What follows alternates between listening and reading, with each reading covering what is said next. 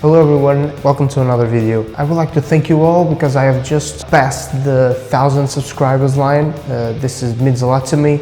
I really want this channel to be as big as possible and to reach as much people as possible, because the things I talk about here are things that mean a lot to me, and I really want to talk to you and read all the comments.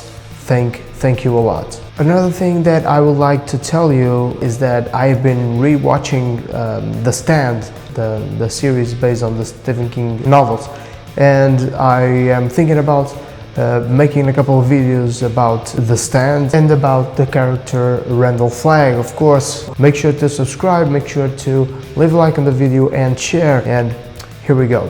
Well, in the comments for one of the previous videos, the video about Andrei Linoge, a YouTube user named Glenn Reschke, and I really hope I am not mispronouncing your name, has left a comment, a very curious comment about a possible sequel to Stone of the Century. And that comment made me want to do a video on why we should have a sequel and why we should not have a sequel for Stone of the Century. Here's what Glenn had to say. I always thought it would be a great series. The way it ended was open-ended and set up for such a happening. How? You have Michael Anderson, now a federal marshal, with authority and resources to begin an investigation. He'd be the protagonist. Linoge would be the obvious antagonist. The motivation for Mike Anderson would be to retrieve his son and bring him back to normalcy, to save him. The adversities Anderson would encounter would be intriguing television. They could answer all the unanswered questions. Who really is Linoge? How did he come to be? How old is he? How is he teaching Ralphie? How did Ralphie become a demon like him? Linoge's limits and capabilities, etc. As Michael Anderson begins to get deeper and deeper into the investigation and begins making progress, he unexpectedly begins to experience the underbelly of the world, that is, the occult, and etc. A subplot could be Ralphie is having doubts about the evil he's been participating in and begins having memories about his parents and Little Tall Island, etc, etc. Yes, indeed, it could be a good TV series. It could be something different here in the US from the usual crap they make. First of all, I agree with some of the things Glenn says. I disagree with some other things. The arguments that Glenn uses are globally very strong, and the subplot he mentions is actually interesting. Let's see the reasons why I personally think there should be a sequel and the reasons why I think they should not. We should have a sequel because it really is very hard nowadays to find a good story and a good movie to watch. That's the main thing, and that's probably the most simple motive why I think we should have it. And the story is open-ended, it's just there for the taking. Why not just do it? The second thing why I think we should do it is because I think there are too many questions left unanswered. Not in the final scene.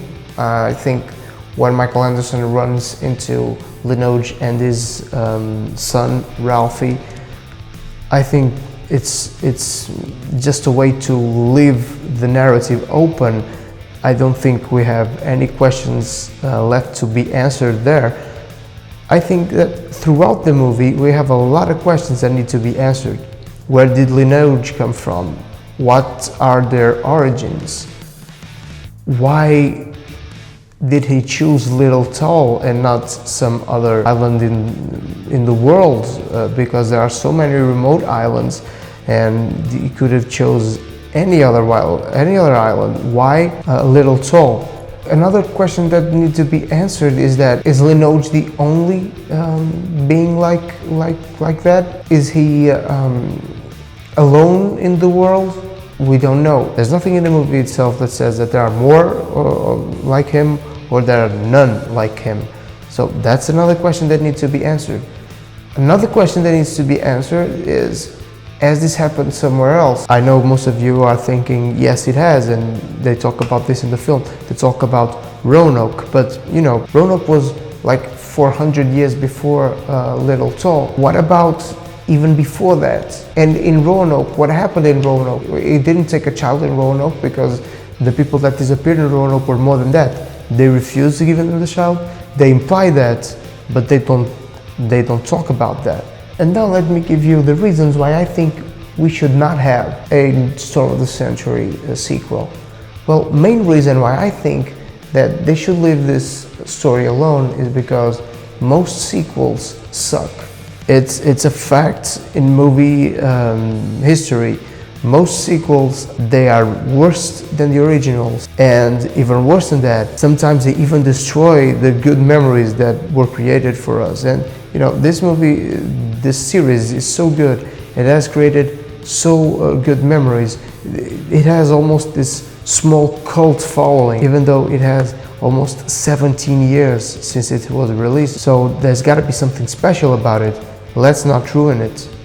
If we're talking about a sequel that happens like 1 month or something right after the last scene, it will be hard to do it with the same cast, and even if they have to recast the whole thing, the original cast was so good that I think that they will be in trouble to recast all or at least most of those characters.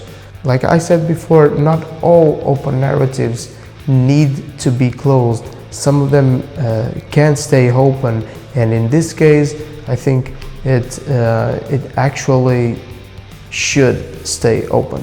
So that's it. Those are my views. What do you think?